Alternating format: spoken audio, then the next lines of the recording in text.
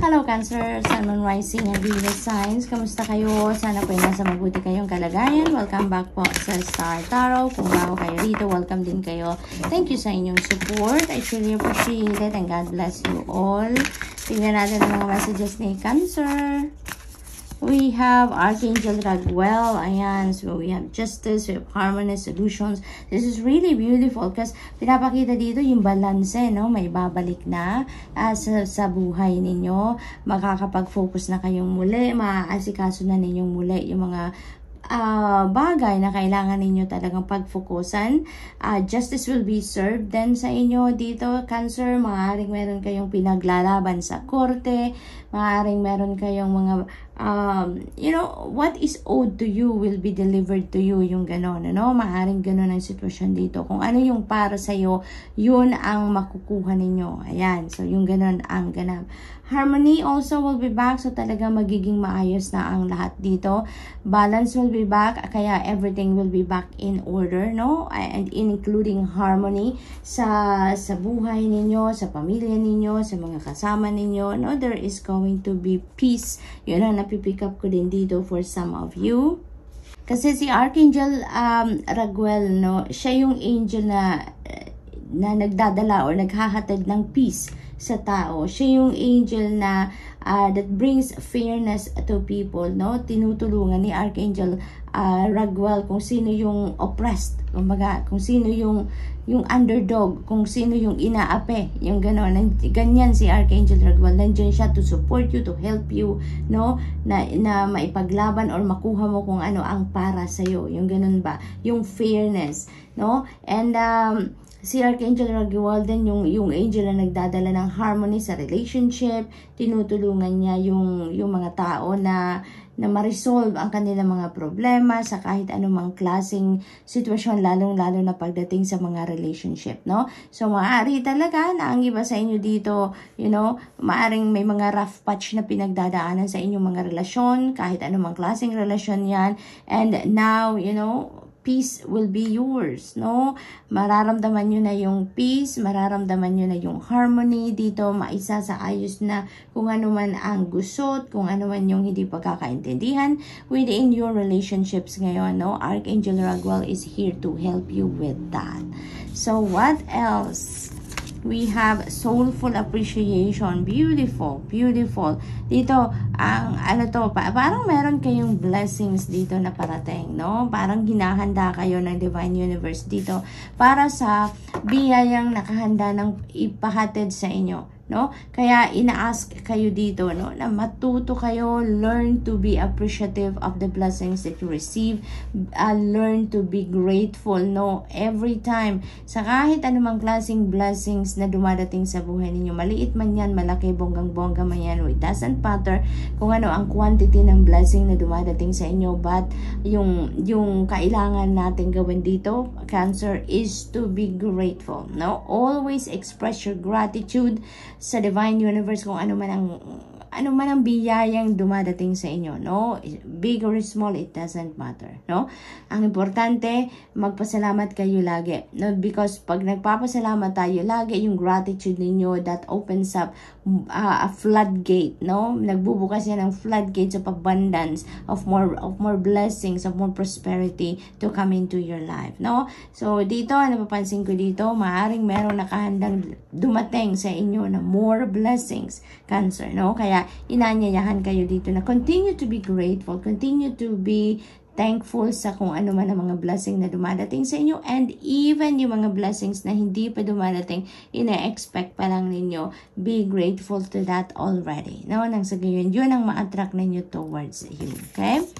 So, we also have Archangel Phanuel. Ayan. So, si Archangel Phanuel naman, naghahatid siya ng hope sa puso ninyo. Nandito siya para buhayin ang hope and optimism sa buhay ninyo. And he is going to guide you din sa inyong mga bagong simulain dito. No? You are starting something new dito sa buhay ninyo. There is newness dito na haharapin kayo. At hindi lang ito isang klaseng pagbabago, hindi lang ito isang area ng buhay ninyo na magkakaroon ng pagbabago dito, but there are more than one, more than two siguro, no? Because this is new beginnings. So, maraming simula dito, maraming bago sa inyo, bagong sitwasyon sa pamilya, bagong bahay siguro, bagong arrangement sa bahay, that could be that as well, bagong trabaho, bagong career, no? Maaring ganon, or bagong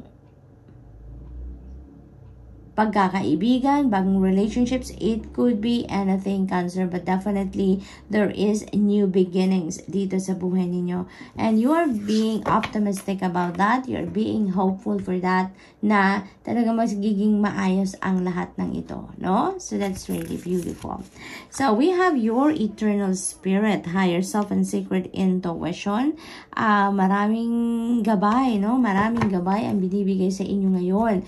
And maybe yung mga intuitive messages na nare-receive ninyo sa ngayon is to guide you, no, dito sa mga kaganapan sa buhay ninyo, lalo na dito sa mga new beginnings na to, because maybe you're really praying for guidance, you're really praying for enlightenment, kaya pinapadalhan kayo ng mga intuitive messages bilang kasagutan dyan sa inyong mga dinadasal. So it is your job naman ngayon na i-access kung ano yung gabay sa inyo, no? By meditation, by prayer mode, by reflection, ano? Kailangan nating patahimikin yung isip natin, yung katawan natin, pagpahinga, para marinig natin yung mga intuitive messages na yan, yung mga guidance na yan. Because it comes in a very subtle way, parang binubulungan lang tayo niya ng Divine Universe and your angels, no? Kung ano yung mga gabay sa inyo. Kaya you really have to pay attention to it. Kailangan ninyo talagang ibigay yung inyong atensyon, ang sarili ninyo, para mapakinggan ninyo ang mga gabay na yan. Kasi parang bulong na dumadating lang yan. Kaya kung lagi kayong busy, lagi kayong preoccupied, lagi may iniisip, hindi ninyo yan maririnig, no? Kaya you really need to pay attention to it. Okay? So what else? We have achievement. Yay! Napakaganda. This is really exciting period sa inyo, Cancer. Kasi meron din kayo ditong achievement. Meron kayong matutupad na, no? Kung ano man yung pinagsisikapan ninyo dito, pinagtatrabahuan, eto na yon. Bibigay na sa inyo ng Divine Universe. This is divine timing na para makuha nyo na, no? Ma-achieve nyo na yung goal niyo. And this is it. It's coming to its completion with flying colors. Kaya naman, talagang magiging masayang-masaya kayo dito, no? There could be a reward dito, no? Financial reward is what we are talking about here. So, maaari talaga na merong pay raise dito, maaaring merong promotion dito, meron ditong bonus, siguro na matatanggap ang iba sa inyo bilang reward sa inyo ng talagang sobra-sobra ninyong pagsisikap. So, good luck and congrats, and that's all I have for you for today. I hope nakatulong ang mga mensaheng ito in some way. Thank you for watching. Love and light. Namaste. Hello, Scorpio, Sun, Moon, Rising, and Venus signs. Kamusta kayo? Sana po nasa mabuti kayong kalagayan. Welcome back po sa Star Tarot. Kung bago kayo dito, welcome din kayo. Thank you sa inyong support. I truly appreciate it, and God bless you all. Tingnan natin ang mga messages ninyo for today. O, na mensahe ninyo ay elementals, Scorpio. So, yung nature spirits, you know, is trying to send you a message dito. Maaari talaga na maaring iniimbitahan kayo dito to spend time with nature para ma-absorb ninyo ang healing energy ng nature spirits, or maybe para makita ninyo, no, maramdaman ninyo kung ano yung mensahe na pinapadala sa inyo ng Divine Universe through these nature spirits, no, through these elementals. Maaari din talaga na nakakakita kayo ng mga bagay-bagay, mga signs, symbols, omens, no, siguro na galing sa elementals. So maaaring ganun din ang ganap. Kaya make sure na i-decode ninyo yan kung ano mang ibig sabihin. Maaaring nakakakita kayo dyan ng mga, certain kind of animals din na laging dandyan, laging nagpapakita sa inyo, laging dumadalaw sa inyo, lagi ninyong nai-encounter sa nature, maaring ganon. So make sure na i-decode ninyong ibig sabihin yan, because there is a message ang Divine Universe para sa inyo, no? Na dinadaan niya through the nature spirits. So what else? We have your eternal spirit, Scorpio. Talaga naman, you know what? marami kayong maraming downloads ang dumadating sa inyo. Lagi-lagi. You know why, Scorpio? Lagi kong sinasabi na napakalakas kasi ng inyong psychic gifts, no? Napakalakas ng inyong radar, no? Very empathic kayo. It's always heightened, no? Yung psychic abilities ninyo is always heightened. Kaya laging may downloads kayong nare-receive. And then hopefully, na-access ninyo yung mga downloads na yan because that is messages from you, no? Messages from you, guidance sa inyo yan para matulungan kayo sa life journey ninyo or sa kung ano man ang pinagpo-focusan ninyong ng atensyon, no? That is gabay para sa inyo. And dito, sinasabi nito na meron downloads na parating. And those are important downloads. Lagi, dahil yan ang makakatulong sa inyong sitwasyon para mas mapabuti kayo, magabayan kayo which path you are taking or which path you need to take. Yung mga ganun ba, no, Scorpio? So, what else? Face entanglement. Ayan. So, ang iba naman sa inyo dito is Scorpio. Siguro napapaligiran kayo ng mga Marites, Marisol, maaaring gano'n, ano? And maybe it's affecting you emotionally. Siguro napipick up ninyo yung mga negative vibes na hatid ng mga Marisol at Marites dyan sa inyong paligid, no? So, ang mensahe dito sa inyo, you know what? Because you are very empathic, no? So, napipick up ninyo agad-agad kung ano yung mga vibes ng mga tao na nasa paligid ninyo. Kaya, ang mahalaga dito, protect your energy. Protect your energy field, no? Always wear your protective cloak. Kung baga, lagi ninyong paprotektahan ang sarili ninyo from this kind of people. Kasi, you know, somehow it will affect you. Yung negative vibes na hatid na Marisol at Marites na mga yan, didikit yan sa inyong energy field and eventually, you know, maaapektuhan kayo sa mga sinasabi nila sa iyo, yung mga nararamdaman nila, mapipick up ninyo yan. No? And that is not a good influence, diba? Alam nyo naman yan. Kaya, ito yon. This is inviting you to protect yourself from those kind of energy because hindi yan makakatulong sa inyo, no? Surround yourself with people na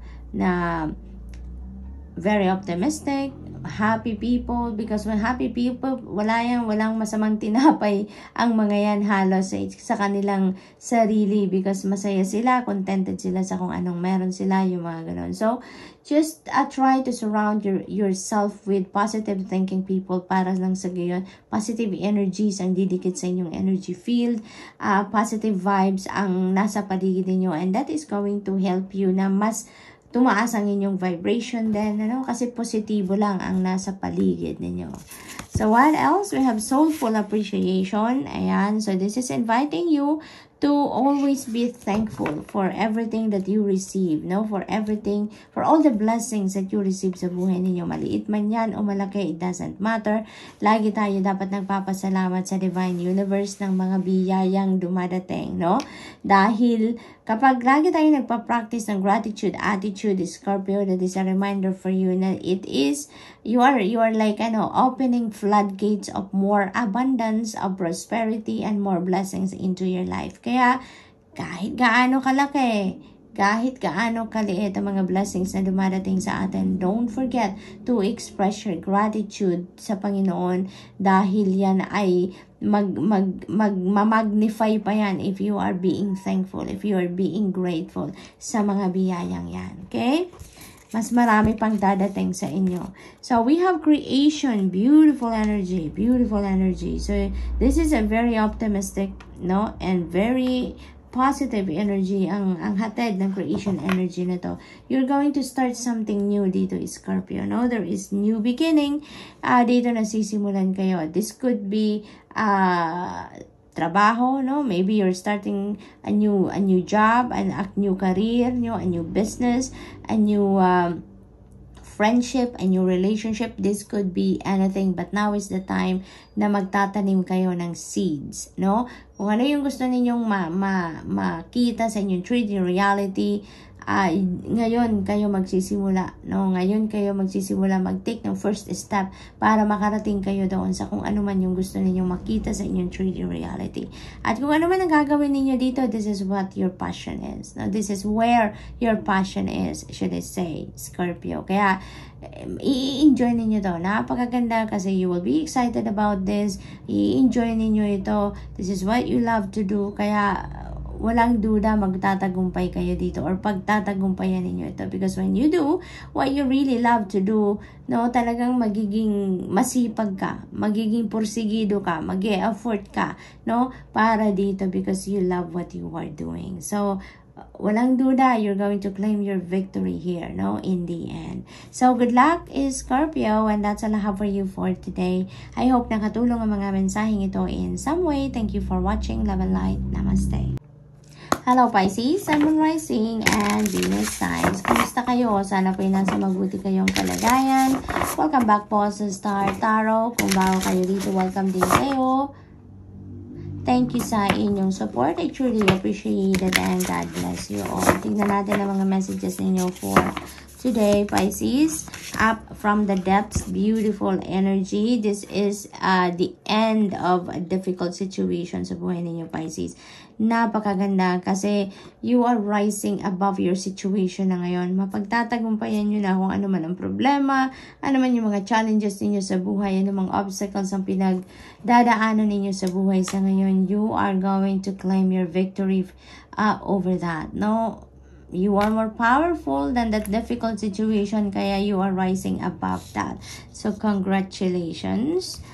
Pisces, matatapos na ang problema. We have kinship. Ayan. So, maybe, you know, yung group of friends ninyo or yung community around you, community of your friends, mga kamag-anak siguro, mga ganon, ano? Maybe they are in support of you dito sa sitwasyon na to. Maring meron din silang role na ginawa dyan para mapagtagumpayan ninyo ang kung ano man ang problema. Maring your family or your friends, no, are of help sa'yo dito, kaya ninyo mapagtatagumpayan din ang problemang ito or obstacle na yan. So this is really beautiful kasi there is a feeling of belongingness din talaga, no? Maari din, ano, ang iba sa inyo dito, Pisces, siguro you are new sa trabaho, let's say for example, no, sa trabaho, and maybe you are also feeling na super welcome kayo sa trabaho, no? Parang very welcoming ang ambience, kumbaga, everyone is of support sa iyo dahil bago ka, yung mga ganon, yung mararamdaman mo yung family, kumbaga, may sense of family, may sense of belongingness kayo sa grupo na yan. And kahit sa magkakaibigan, ano, maaaring you are a group of friends ngayon na wini-welcome din kayo ng grupong yan. So, maaaring ganon din ang sitwasyon. Ascended Masters, ayan, devoted spirits with specific intentions. So, siguro ang iba sa inyo dito, Pisces, meron kayong novena, no? Maaring nagpe-pray kayo ng novena to a certain Ascended Master. Maaring meron kayong saint na pinagdadasalan, no? Naririnig ko Mama Mary, kanina ko pa naririnig Mama Mary. So, maaring ang iba sa inyo talaga nagnunovena kayo kay Mama Mary. Maaring you are a devotee to Mama Mary, or maaring devotee din kayo sa ibang saints, no? Kung sino man ang pinipili ninyo, maaring lagi talaga kayong nagdarasal. Maybe you're always connecting to them, no? Yun ang napipick up ko dito for some of you. Shamanic healer, ayan. So now is the time for you to cleanse yourself, cleanse your energy field, Pisces, no? So yun din napipick up ko sa inyo. Maaari din kasi na dahil sa dito, di ba, marami kayong, you're rising above your situation dito, you're releasing difficulties sa buhay ninyo. So, maaring kailangan nyo talaga ng cleansing dito, no? Para ma-release ninyo totally lahat ng mga negativity sa sarili ninyo, sa energy field ninyo. Matanggal ninyo yung lahat ng bagahe sa inyong dibdib, no? Mga emotional baggages, emotional wounds, mga anger, hate, mga ganon, resentments, lahat ng negative emotions, negative feelings ninyo, you may need to cleanse yourself ng sa gayon, ma-let go nyo na ang lahat ng yan so that you really can start your new life, no, on a clean slate dito, no? Kaya you really need to to cleanse your energy field dito. So sa pagmuni-muni nyo na yan, sa pagsasolitude ninyo, mangyayari yan, no? Mangyayari yan, and you would be able to work through your feelings and emotions and thoughts, at kung ano yung hindi na kailangan ninyo dito sa pagbabagong buhay ninyo, then you may let them go. No, you may release them, and that's what you need.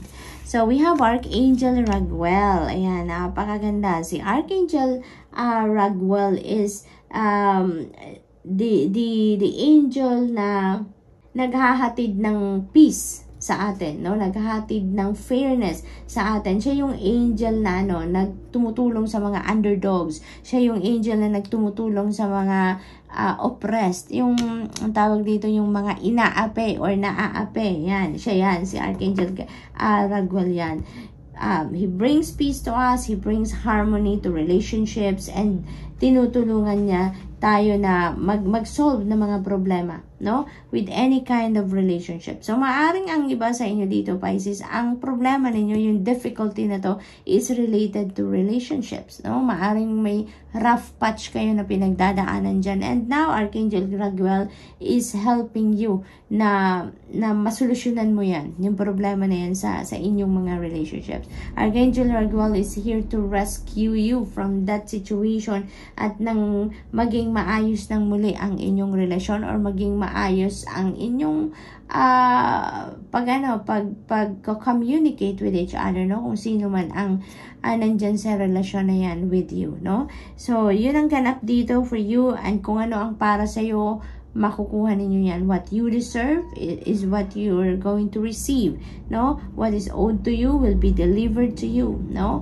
Harmony will be back in your life, in your relationships. Solutions talaga dito dadating na yan, dahil kaya nga malalampasan nyo na yung sitwasyon na yan, yung difficulty na yan. Kaya si Archangel Raguel ang responsible dyan, aside from God helping you, aside from your spirit guides helping you dito na masolve ang inyong problema, Archangel Raguel is also nandyan to rescue you from this difficult situation. So, Pisces, that's all I have for you for today. I hope nakatulong ang mga mensaheng ito in some way. Thank you for watching. Love and light. Namaste.